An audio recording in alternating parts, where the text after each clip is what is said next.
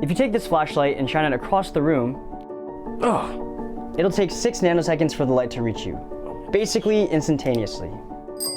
Now say I go to the moon and shine a light from there. Are you ready, Tejas?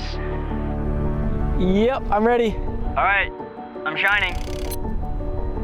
Oh my gosh, Colt! Colt, I see it! It would take 1.2 seconds to reach you because the moon is 240,000 miles away. Now let's go to M81, a galaxy 12.1 million miles away. Wait, how far is that? All right, I'm shining it. Oh. You see anything? No, not yet. All right, just hang on. This one might take a second. How long we talking? Oh wait, Colt, you're breaking up. Colt. Oh, lost it. I just gotta wait here?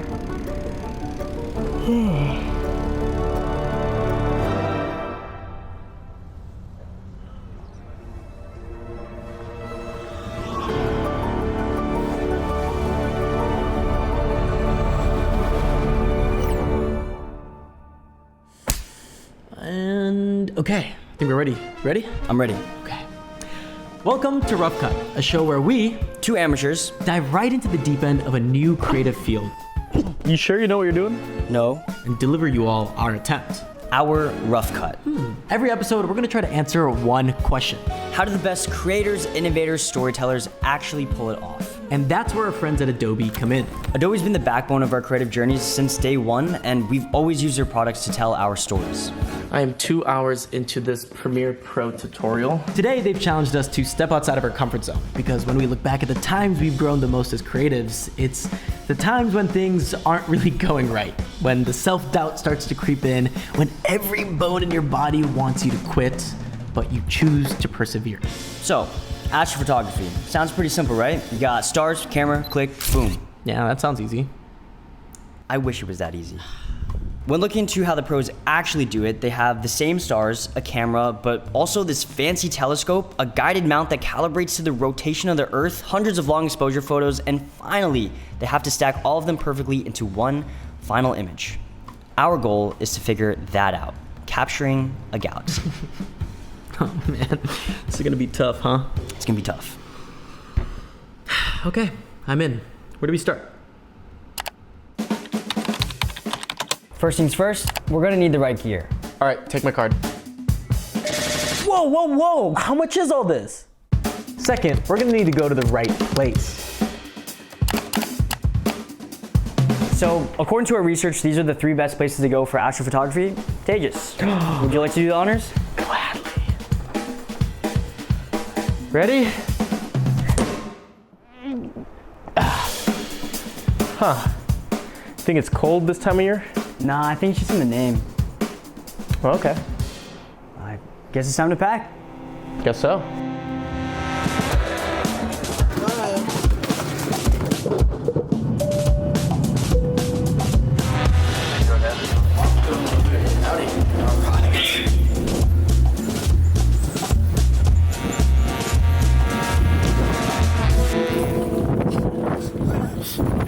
What the heck are we doing here, man?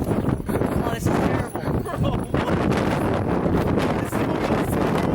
Oh, we're not supposed to be here, bro. What the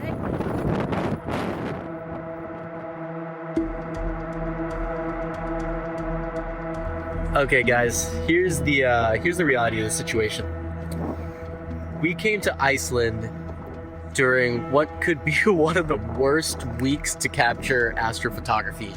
Okay, so it's about 1 week before we head to Iceland, and I'll be honest with you, I'm looking at the 10-day forecast, and it's just not looking good. The first step in shooting astrophotography is finding clear skies. In order for any of this to work, you need near perfect weather conditions. So to account for this, Colt and I originally planned a 3-day trip. We're in Iceland on the 24th, 25th, 26th. Those are kind of the 3 big shoot days we have. But as we checked the forecast, not only were those days cloudy, but straight up snow showering all day. Oh, goodness. Our best shot was to leave a day early, what we will now call Emergency Day 0.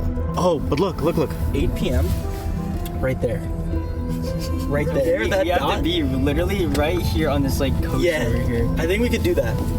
We've got one We have, clean like, hour. 1 hour. All right. Yeah. Sounds like a plan.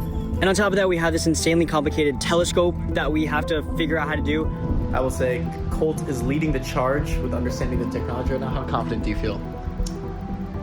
I think if we throw enough money at anything, we should be able to figure it out, you know? So, I mean, Walk me through what we got we're going on. balling with some nice stuff. We have our cool colored We're going with astronomy the Skywatcher Star Adventure track the 2i. curvature. How hard could this We be? have a straight up telescope. That's gonna be super I don't know what this is, but we're ready. I think this is just a buddy, so this guy's not alone. I actually don't know what that does either. All right, rock, paper, scissors. Whose card we use? Okay, ready? Oh shoot, I'm not ready. Rock, paper, scissors, shoot. How you guys feeling?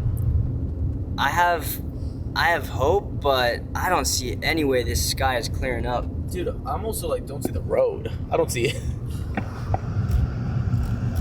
If I don't have these yellow poles, by the way, I'm kind of screwed. I'm gonna do some push-ups. Get the blood pumping again. Dude, do we trust this guy? I mean, it's just the weather's been getting worse and worse ever since we've been driving and following his directions.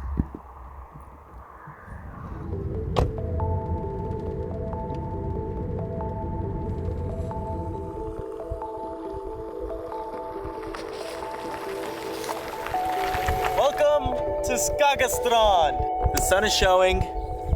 So far, my weatherman abilities are coming in slightly accurate. We can see some of these low clouds that are moving east, which is good. We want these clouds to move east and hope to see some sort of clear skies. All right, we made it to our first day. Finally gonna get some rest. I think we're gonna take a power nap before we go out and check out the sun, bro. The sun finally came out after all the snow that we've been through, and I don't wanna jinx it, but the clouds are seeming to leave us alone. So emergency night zero might actually be the right move so far. It is exactly 10 p.m. on night zero. We're 10 hours of travel, maybe more into this, against the climate, against our health, on an emergency day zero. I'm glad I'm doing it with you. My God.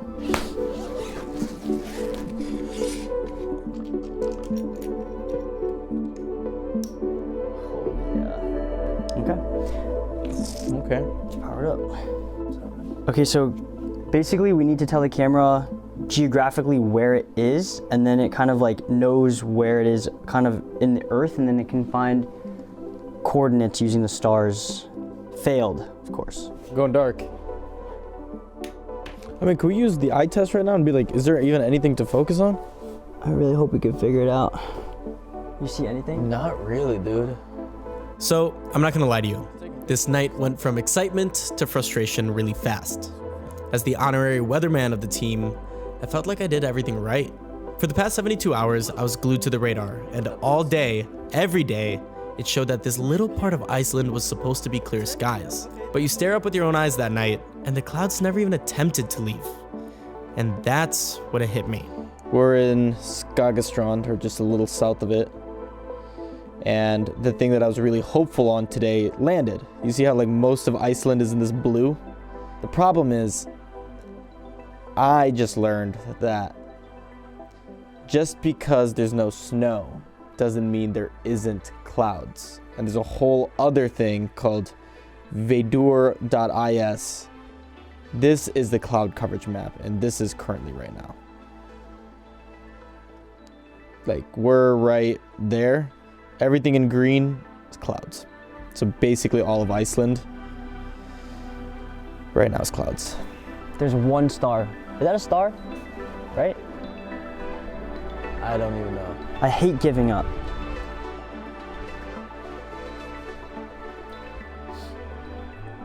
I mean, I think you're right. I think there's nothing out here for us to see. Dang it, yeah, I don't think it's good. Okay, Are we wrapping for tonight?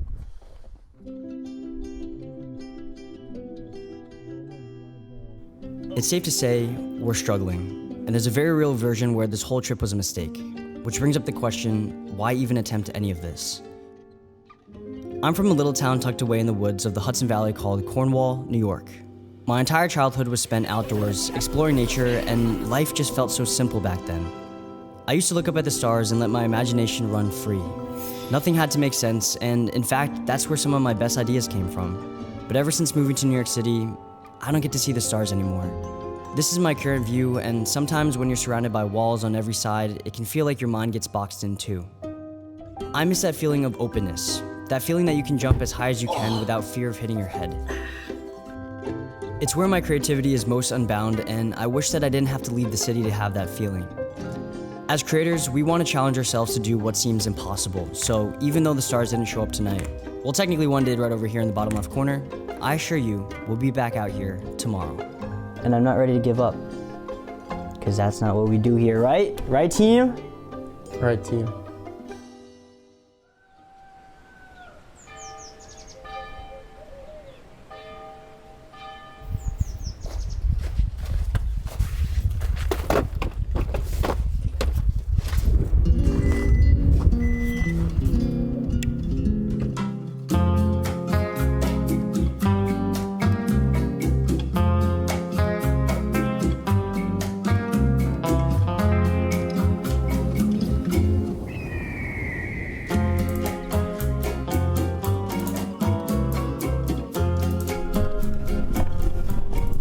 Hello, Tejas.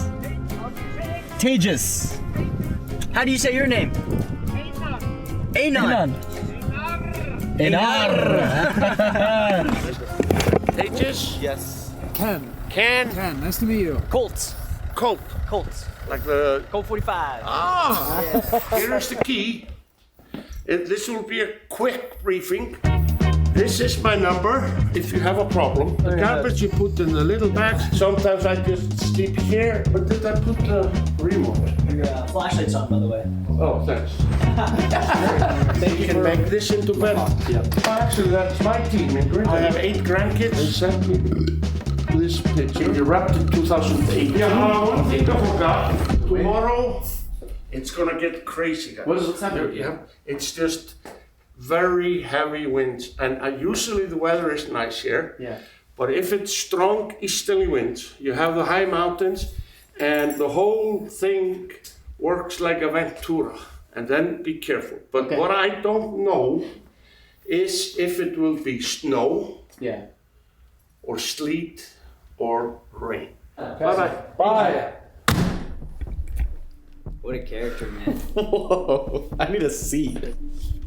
Sounds like there's a big storm tomorrow. Yeah. I've never heard someone like make us more the host of something we're supposed to do be so fearful for our lives. He's also an airline pilot, so I asked him about like the clouds because I'd assume he knows a thing or two about the air and stuff like that. And yeah, it's not looking good. A yellow weather warning has been issued for tomorrow. Expect strong northeasterly winds across the country with wind speeds reaching. Want to look at what 23 meters per second is? 50 miles an hour. 50 miles per hour. And gusts up to 40 meters per second. The most severe conditions are expected in South Iceland. That's where we're at. Welcome to day 2. Colt, come here. The conditions today are not looking ideal. Ow, dude, oh my God. Tonight might be a day where we stay in. I can't even think. Iceland does not mess around, man. Oh my God. I actually think that was the craziest weather conditions I've ever been in my life. I actually thought I was dying earlier. I think it's pretty obvious that clear skies are not a possibility, at least right now. We've been dealing with really bad clouds, but I believe in my brain, this wind is pushing it out of the way. So tomorrow night, I think we have a small window of opportunity to finally have clear skies and hopefully capture a galaxy. I'm going inside. I don't know how Colt has this much energy and hope at this point, because for the past 72 hours, things have sucked. Day 0, we barely captured one blurry star after a 10-hour travel day and $800 down the drain. You see anything? Not really, dude. Day 1 was so cloudy that we didn't even attempt to go out. And now, Day 2 gave us genuinely the craziest weather either of us have ever experienced. Oh my God! I've noticed there's always a moment in every creative journey where it feels like nothing is going right, and your mindset in that moment is everything. It's the easiest point to give up because on paper, the decisions you're making seem completely irrational. But ironically, that's exactly the point. So the funny thing about Colt is every once in a while, he'll say something out loud that is meant to be a joke, but ends up becoming reality.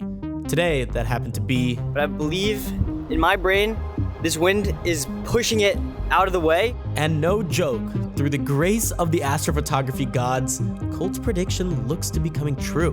Basically, we've been glued to this website called veeder.is, and this has just been our, I guess, plan for the future, but it seems to be changing all the time. So we're really banking on it, but then it also just like turns around and says, haha, joke's on you. At 3 a.m., the clouds look to be opening up. No joke, right at the exact location that we are at. The last time we used this, there's some learning curves, so I've studied up. I think we have a good chance of actually doing this. Well, there's actually no option. We have to do this tonight. So, let's get cracking.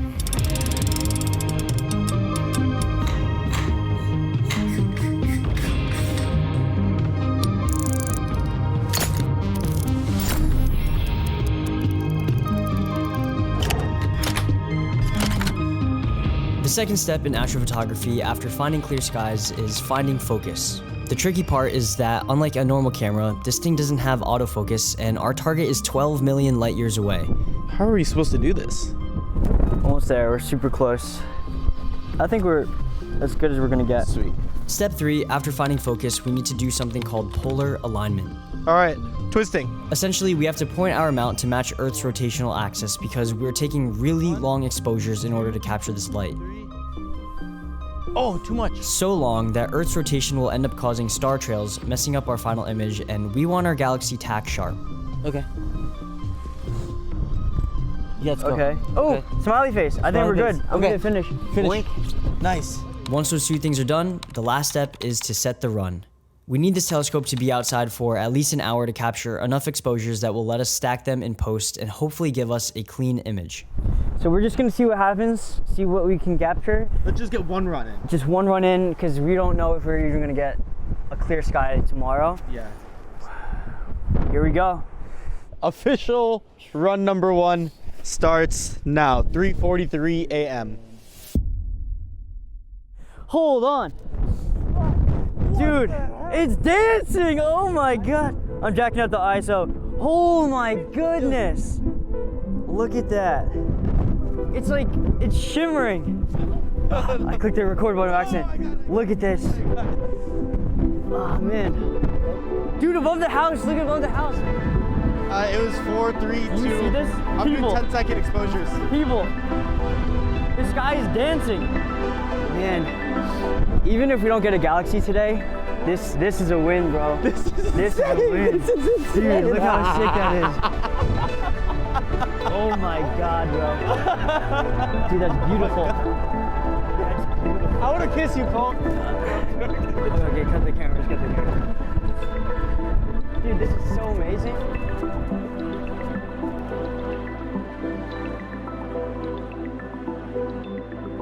We are currently doing our first run of our Iceland trip, which is honestly 2 days ago. We had nothing. We had nothing. This in itself is a blessing. Yeah. That we're able to do it.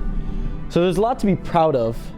However, there's just things that we didn't expect. The wind is like, we've been battling the clouds for one, but now here with the storm, the wind is now screwing up everything just as much. The tripod right now is like a bunch of legs, and then it's a big stick, and the tripod's on the big stick. And so the wind is rattling that stick just this much, but any rattle will make these stars look a little bit blurry. So we'll see what the final product looks like of our first run. 6:07 a.m. Let's go see what's out here. So this one we did 60-second exposures, and we did 60 exposures. Number 36 is speaking to me. Let's see. Ooh, that's a galaxy. We still gotta stack all these together and edit them in Lightroom. But this is looking. There's something there. There's something there. There's something there. Do we know what we're doing? I think we know what we're doing. Look at that. Nice. Successful night. Successful night. Ah, man. This is pretty good. This is a galaxy, you know? Wow, what a night. After a grueling shift that started at 1:30 a.m., this was our day 2 result. And honestly, we got something that we're proud of, especially given the luck we've had this trip thus far. But because of the wind, majority of our exposures look like this, which will make creating the final image really tough. But for now, let's just go to sleep at, a healthy 8 a.m. bedtime. All right, talk to me. I have been violently studying the forecast. Okay. Violently. Okay.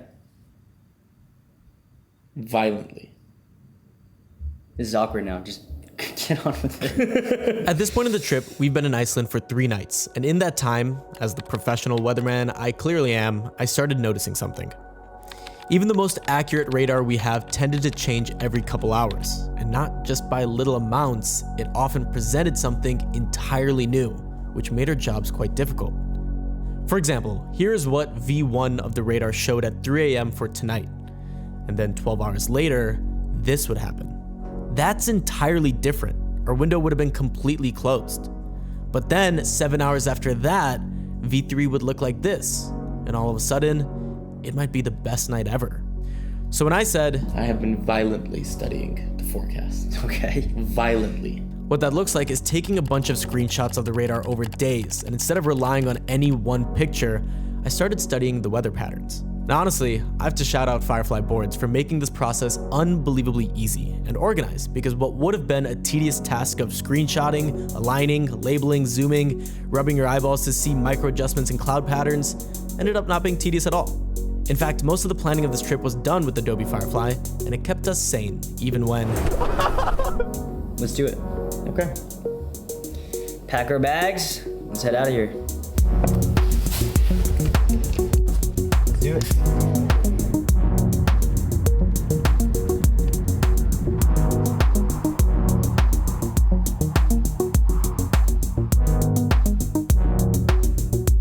All right, Tejas has been driving for around 2 hours now, and there is absolutely nothing around here. Just us, the night sky, and a bunch of rocks. 10 p.m., Tuesday, March 24th. Start of the shift.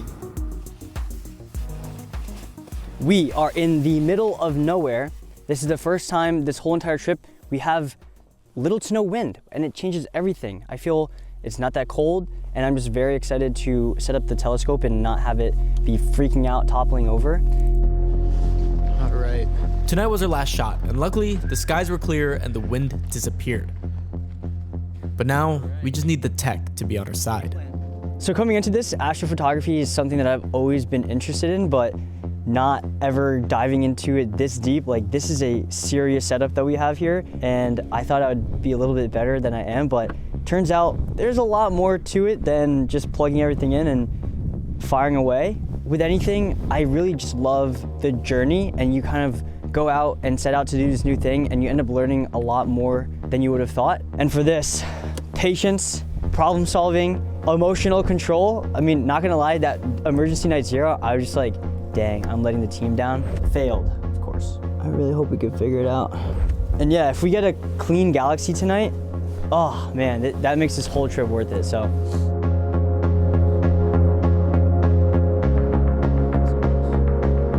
Ooh! I mean, I am that guy. I am that guy. It's 11:18 p.m. We are nailing focus to a margin of detail that we've never been able to do before. Maybe just the same thing down again. Okay. And then a little to the left. I think there's two options right now for what we could do for the rest of the night, and probably best night we're gonna have in Iceland. Yep. I think tonight is the night. Yep. I think the two options are either we can do what we've been doing and take these 60-minute long exposures that like are sort of our tried and true, like we know it works, or we can go for a 4-hour long exposure with 90-second exposures, which is like putting all the eggs in one basket. I say we go for it. Okay. Why not? We drove all the way out here anyways, you know. M81, Bode's Galaxy. M81 Bodes. Lock in the coordinates. Hit go to. This could be it. This is it. I'm too cold to go out again, so this is it. Together? All right. It's going. It's going. Time to buckle up. Turn off that light. So this is it, our last shot at capturing a galaxy. Man, this trip tested us in every way possible, from impenetrable cloud coverage to winds that would knock us off our feet. It felt like everything was against us, telling us to give up. I kept asking myself if all this effort for one photo was even worth it, but I've since realized that that's the whole point. Officially 1 hour in. As a kid, nothing had to matter. You did things not because you had to, but because you wanted to. You set off to explore the unknown, not knowing what the outcome could even be. And that pain you felt going through something, that was the reminder that you were doing something hard. And nothing worth it in life comes easy. 2.5 to 3 hours into the run. I think we know what we're doing. So, even at our lowest, we made something out of it. Come on. And in the end, Iceland gave us a break. The wind softened, the clouds cleared, Oh my and after God. countless nights, we finally met the light that had been traveling 12 million years to reach us.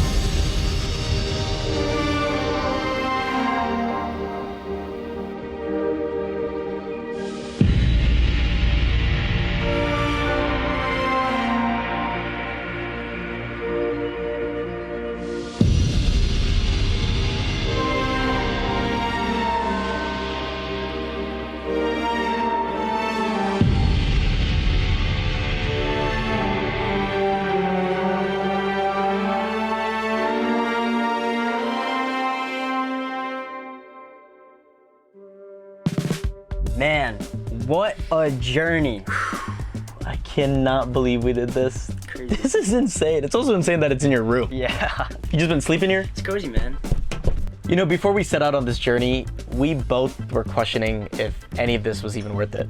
Because I'll be the first to say, this is not the best picture of M81 you'll find. But that's not really the point. The point is, this picture of M81, this is our picture. The show isn't about us being the professionals showing you how it's done. Rather, documenting the process of doing hard things. And I love the quote that what makes it good is what makes it hard. You said it backwards. Shoot! What makes it hard is what makes it good. Every episode, we're gonna dive into a different aspect of filmmaking and creativity and show you that process. And a huge shout out to Adobe for empowering us to take on these challenges, because next time we're gonna go back 100 years to see what it was like to make a movie back then, and then what it's like to make a movie now. Ready to cut? Ready to cut. When you think of a camera, what comes to mind? If you're our age, you probably think of this. On the exact opposite end, kids these days will probably think of this. For the past 10 years, the only way I've ever thought about making a movie was by first doing this, and then this, and then this, and then this, and this, and this, and this. That thought of making a movie with something that fits in the palm of my hand blows my mind. And also, the thought of making a movie with a camera from 100 years ago. So basically, what we're doing over here is just editing our little clip right here, and it's so easy and super intuitive. You can just, whoa. That also blows my mind. So, you know what we're gonna do today? We're gonna make a movie with both, because it's outside of our comfort zone.